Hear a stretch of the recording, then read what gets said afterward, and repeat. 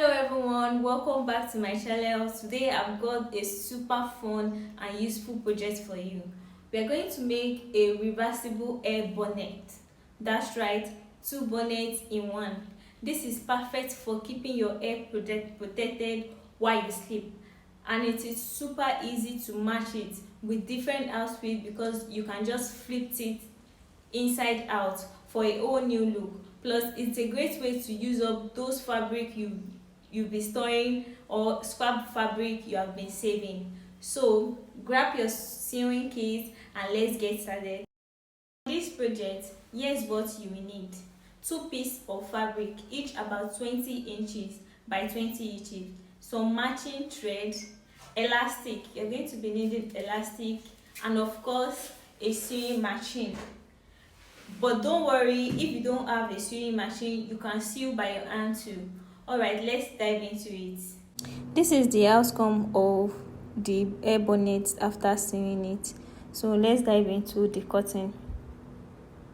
This is the two fabric that you'll be needing for your hair bonnet.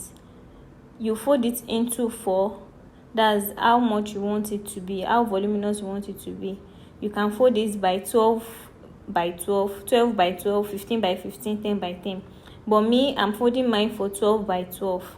But 10 is the real round side if you don't want it to be too big. But me, I want it to be a little bit bigger. That's why I'm using 12 inches. So you're going to be marking 12 inches in a circular form to cut out your fourth circle, because you're going to be needing 2 circles.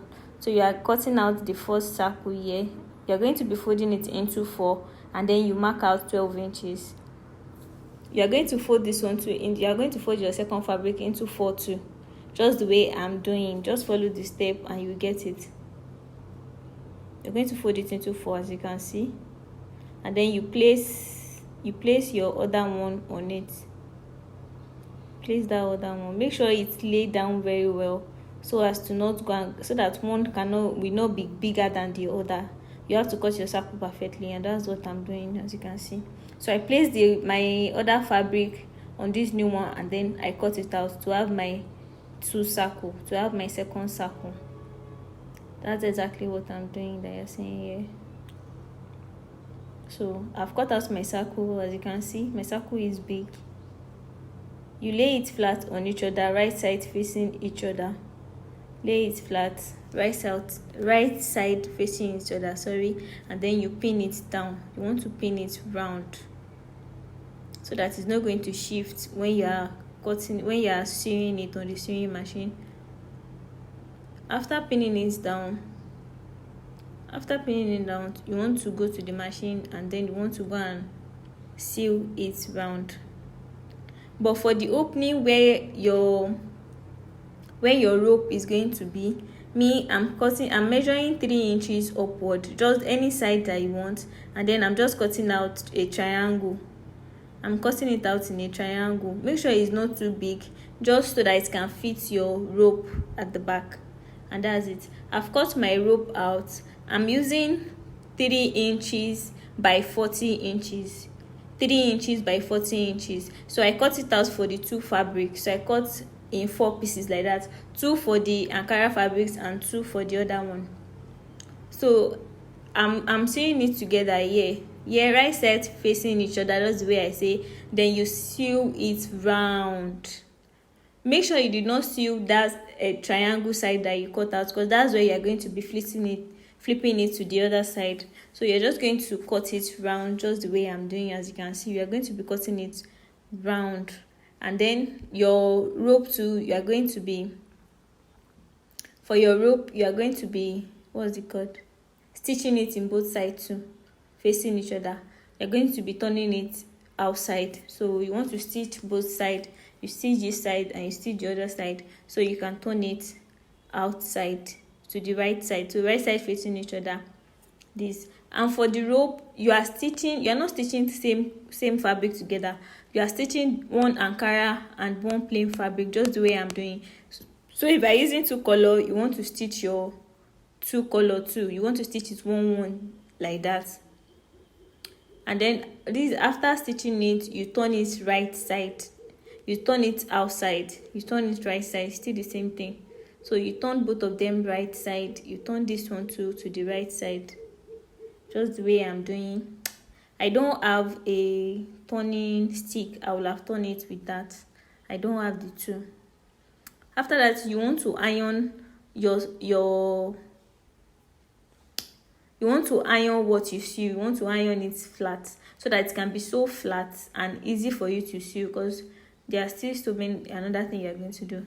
So now you're going to measure 1 inches, just the way you see that I'm doing, and then you're going to stitch that 1 inches round.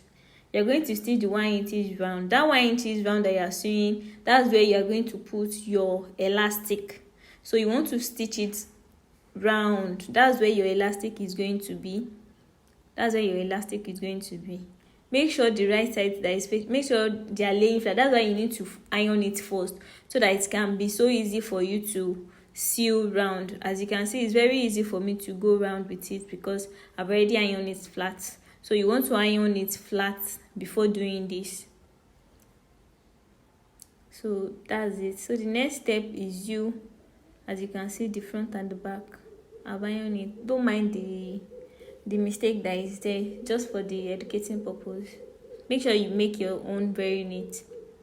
So for this one, you want to measure your head circumference. My head circumference is 23, sorry. So I remove 2 inches. You can remove 3 inches. You can remove, it depends on how tight you like it to be on your head. I don't really like it how tight. But if you are sewing this for a baby, if you want to sew this type of hair bonnet for a baby, I would suggest you don't make the rubber too tight. And for a baby, you are going to be using 7 inches by 7 inches. A baby, 7 inches by 7 inches. If it's 18, you can 10. That's between 8-10. You can use 8 by 8 inches. But for adults, you are going to be using 10 by 10 inches and 12 by 12 inches. So here, I'm passing my rope inside. I'm passing my elastic, inside that hole that I created, that 1 inches that we sew round. So I'm passing my elastic into it. You want to pass your elastic round to the other side, and then you stitch it down. As you can see, I'm stitching it down so that I can continue. I use my pin to pin it down. Then I am stitching that side down so that the rubber is not going to enter the hole. That's exactly what I'm doing, if you can see it. I've stitched both sides down. I've stitched the first side and the second side. I'm stitching the both sides. Where the rubber is, I'm stitching it down. This part is a little bit tricky, so you probably want to calm down and probably you watch this part very well so you can get it. This is the part where you put your rope at the back. Now you put your rope at the back. This is the part. You have to fold the open edges, the open plate. You have to fold it inside and sew it down. I'm using my pin to put it in place, as you can see, and then I go to my machine to stitch it down. If you want to put this rope, you want the plain side to be facing the flowery side, and the flowery side should be facing the plain side. That means you want to switch it up, you understand, so that when you are doing it, and this is the final result. As you can see, it's coming out well, and it is very easy to make, just the way I say it. You can see that part, you can see how neat it is. You want to be very careful with that part because it's very tricky. This is very simple to make, except that last part that is very tricky. But if you are calm with that side, you're going to get it and it's going to go well. Thank you for joining me to this very end. Please click the subscribe button and then open your notification bell. Thank you. Bye.